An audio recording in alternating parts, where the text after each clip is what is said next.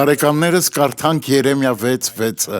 այնտեղ այսպես է ասում Տերը. «Կանգնեցեք ճանապարհներին եւ տեսեք եւ հարցրեք վաղեմի ճանապարհներից, թե արդյոք որն է լավ ուղին, այն ժամանակ գնացեք նրանով»։ Բարի ճանապարհը Աստծո խոսքն է։ Հենց այդ խոսքն է, որ անմիջապես գրավում է ձեր ուշադրությունը, այն, որոնք ձեր աչքերը առաջինն են նկատում։ Այսպիսով դուք պետք է հետևեք այն ճանապարհներին,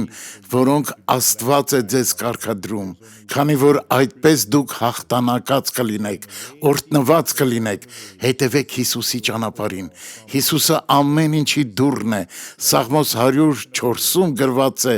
«Մտեք նրա դռները գոհությունով, նրա սրահները փառաբանությունով, գոհացեք նրանից եւ օրհնեցեք նրա անունը»։ Օ Հուդա 70 տարի գերության մեջ ընկար, կանայք դարձան ստրուկներ եւ բռնության ենթարկվեցին, երիտասարդները շատ տառապեցին։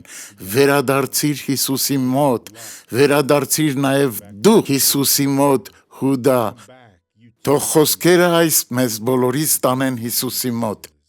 Հայր, շնորհակալ եմ։ Օրհնիր ով Աստված այս բոլոր մարդկանց։